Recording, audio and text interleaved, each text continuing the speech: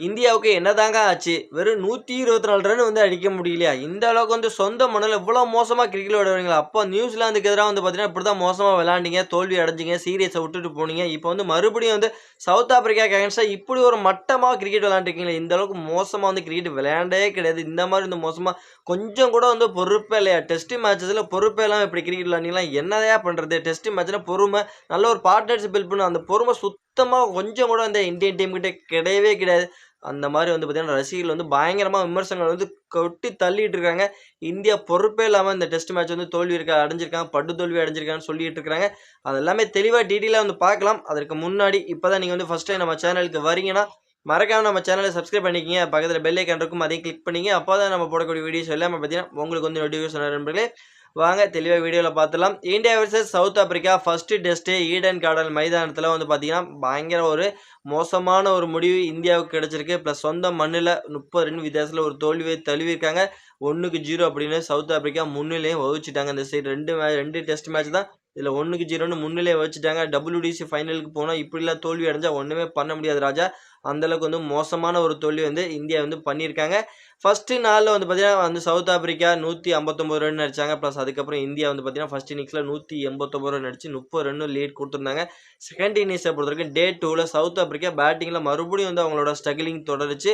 91 ரன்னுக்குலாம் 7 wicket இழந்து தடுமாறிட்டு இருந்தாங்க. இன்னைக்கு டே 3ல எந்த மாரி போகுது? பிளஸ் ஈஸியா இந்த மேட்ச் வந்து இந்தியா தான் ஜெயிக்கும் அப்படின்னு நெனச்சுக்கிட்டு இருந்தோம். ஆனா அது நடக்கவே இல்லங்க. அந்த இடத்துல Corbin Bosch and Temba Bavuma ஒரு அருமையான ஒரு பார்ட்னர்ஷிப்ங்கிறத பில்ட் பண்ணி 44 ரன்னுங்கிறது அந்த அந்த அந்த அந்த 8வது விக்கெட்டுக்கு ஒரு பார்ட்னர்ஷிப் வந்து பில்ட் பண்ணாங்க. அந்த இடத்துல வந்து பார்த்தீங்கன்னா, அவங்களோட ஸ்கோர் வந்து 100 ரன்னு கூட வராது அப்படின்னு நினைச்சுக்கிட்டு இருந்தோம். பிளஸ் ஆனா அவங்களோட ஸ்கோர் 150க்கு மேல வந்து தாண்டுச்சு. 153 ரன் அனைத்து விக்கெட் இழந்தாலும் 124ங்கிற ஒரு டார்கெட் வந்து இந்திய அணிக்கு குடுத்தாங்க. ஓகே 124 ரன் தானப்பா ஈஸியா நாங்க ஜெயிச்சுருவோம். இந்த ஸ்பின் ட்ராக்கு எங்க இந்தியாவுல நடக்குது? எங்க பிட்ச்சுயா? எங்களுக்கு இங்க விளையாண்டு விளையாண்டு அனுபவம் இருக்கு, எக்ஸ்பீரியன்ஸ் இருக்கே. நாங்க ஜெயிச்சுருவோன்ட்டு அந்த நம்பிக்கையில எல்லாரும் நாங்க இருந்தோம். எல்லாருமே இருந்தோம். ஆனா நீங்க இல்லப்பா அப்டின்ட்டு, நாங்க இல்லப்பா அப்டின்ட்டு நிரூபிச்சு காமிச்சிருக்காங்க. இந்தியன் டீம் பிளேயர்கள் எல்லாமே பார்த்தீங்கன்னா, ஃபர்ஸ்ட் ஓவர்லயே ஜெய்ஸ்வால் அவுட், அதுக்கப்புறம் கேஎல் ராகுல் அவுட். வெறும் 10 ரன்னுக்குலாம் 2 விக்கெட் இழந்து தத்தளிச்சுக்கிட்டு இருந்தாங்க இந்தியா. அதுக்கப்புறமாவது யாராவது ஒருத்தர் கம்பேக் பண்ணுவாங்களா?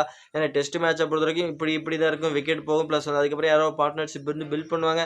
கொஞ்சம் ஈஸியா இருக்கும். பிளஸ் மேட்ச் வந்து ஈஸியா 124 ரன் ஈஸியா வின் பண்ணிடுவாங்கன்னு நெனச்சிட்டு இருக்கும்போது, விக்கெட் வந்து பார்த்தீங்கன்னா, சீரான இடைவெளியில அப்படியே சரசரன்னு போக ஆரம்பிச்சது.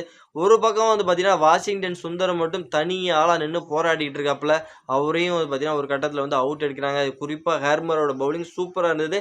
ஃபர்ஸ்ட் இன்னிங்ஸ்ல 4 விக்கெட் எடுத்திருந்தாரு. 2வது இன்னிங்ஸ் பார்த்தீங்கன்னா 4 விக்கெட் எடுத்து பிளஸ் இந்தியாவோட அந்த வெற்றி கனவ வந்து பறிச்சதே அந்த ஹேர்மேங்கிற ஒரு ஸ்பின்னர் தாங்க. பிளஸ் இந்த மேட்ச பொறுத்தவரைக்கும் கடைசி வரைக்கும் ஒரே ஒரு ஆள் மேல நம்பிக்கை இருந்தது இந்திய அணிய பொறுத்தவரைக்கும். நம்மளோட அக்ஷர் பட்டேல் மேல. ஒரே ஓவர்ல பார்த்தீங்கன்னா, பவுண்டரி சிக்ஸர் அடிச்சு வெறித்தனமா கிளப்புன்னு கிளப்புவாரு. ஓகேயா, எப்படியாவது மேட்ச ஜெயிச்சு குடுத்துருவாருய்யா. நம்ம அக்ஷர் பட்டேல் இருக்காரு. எப்படியாவது சவுத் ஆப்பிரிக்கா அகைன்ஸ்டா T20 வேர்ல்டு கப்ல எப்படி அடிச்சாரு, அதே மாரி இங்க அடிக்கிறாருப்பா. எப்படியாவது இந்த டெஸ்ட் மேட்ச் வின் பண்ணி குடுத்துருவாருன்னு நெனச்சிட்டு இருக்கும்போது, அவரும் கடைசியில விக்கெட்ட விட்டுட்டாரு. ஓவராலா பார்த்தீங்கன்னா, இந்தியா 93 ரன்னுக்குலாம் ஆல் அவுட் ஆனது மட்டும் இல்லாம, 30 ரன் வித்தியாசத்துல வெற்றிய வந்து பார்த்தீங்கன்னா, சவுத் ஆப்பிரிக்கா நீங்க வச்சுக்கங்கப்பா அப்படின்னு தூக்கி குடுத்துட்டு போயிட்டாங்க. இந்த வெற்றி இந்தியாவோட மோசமான வெற்றியா வந்து பதிவு ஆகியிருக்கு. இதே மாரி தான் நம்ம வந்து நியூசிலாந்துக்கு எதிரா வந்து சீரிஸே விட்டோம். நியூசிலாந்துக்கு எதிரா இதே மாரி தோல்வி அடைஞ்சோம். லோ ஸ்கோரிங் டோட்டலா நம்மளால டிஃபெண்ட் பண்ண நம்மளால சேஸ் பண்ண முடியாம இருந்தது. அதே மாரி இன்னைக்கு சவுத் ஆப்பிரிக்காக்கு அகைன்ஸ்டா அதே தவறு தான் மறுபடியும் இந்திய அணி செஞ்சிருக்காங்க.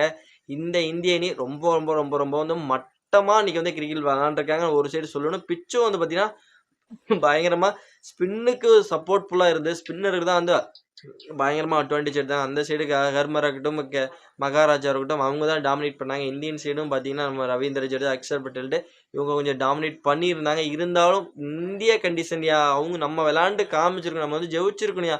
வெறும் 124 ரன் அடிக்க முடியாதாயா? ஈஸியா அடிச்சிருக்கலாம். ஆனா அடிக்க தவறிட்டாங்க. ரசிகர்கள்லாம் வந்து பார்த்தீங்கன்னா, கொந்தளிச்சிட்டு இருக்காங்க. 124 ரன் அடிக்க முடியாதா? என்னய்யா மட்டமா கிரிக்கெட் விளையாண்டுட்டு இருக்கீங்க?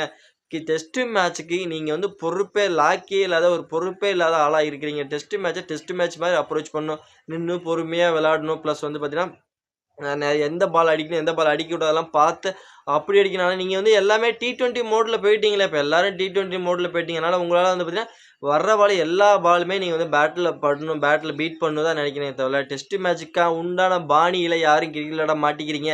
அப்படின்னு இந்திய ரசிகர்கள் வந்து பார்த்தீங்கன்னா சோசியல் மீடியாவில் கிளின்னு கிழிச்சிட்டு இருக்காங்க. இந்தியன் டீமை பொறுத்தவரைக்கும் இந்த மேட்ச் இந்தியா மோசமா தோல்வி அடைஞ்சிருக்காங்க. அத பத்தி நீங்க என்ன சொல்றீங்க? உங்களோட கருத்து என்ன? பிட்சோட கண்டிஷன்னால தான் வந்து பார்த்தீங்கன்னா, இந்தியா இன்னைக்கு வந்து தோல்வி அடைஞ்சிருக்காங்களா? இல்ல இந்தியன் டீம் இன்னைக்கு வந்து ஜெயிக்க வேண்டிய மேட்ச் வந்து தானாவே உட்டுருக்காங்களா? அப்படிங்கிறத நீங்க வந்து நம்மளோட கமெண்ட் செக்ஷன்ல கமெண்ட் பண்ணுங்க. மறக்காம நம்மளோட Chandru sixer YouTube channel subscribe பண்ணிக்கங்க. பக்கத்துல பெல் ஐக்கான் இருக்கும். அதையும் கிளிக் பண்ணிக்கங்க. அப்பதான் நம்ம போடக்கூடிய வீடியோஸ் எல்லாமே பார்த்தீங்கன்னா, உங்களுக்கு வந்து நோட்டிஃபிகேஷனா இருக்கும் நண்பர்களே. வாங்க தெளிவா நம்ம வந்து நெக்ஸ்ட் வீடியோ பார்க்கலாம். Bye bye friends.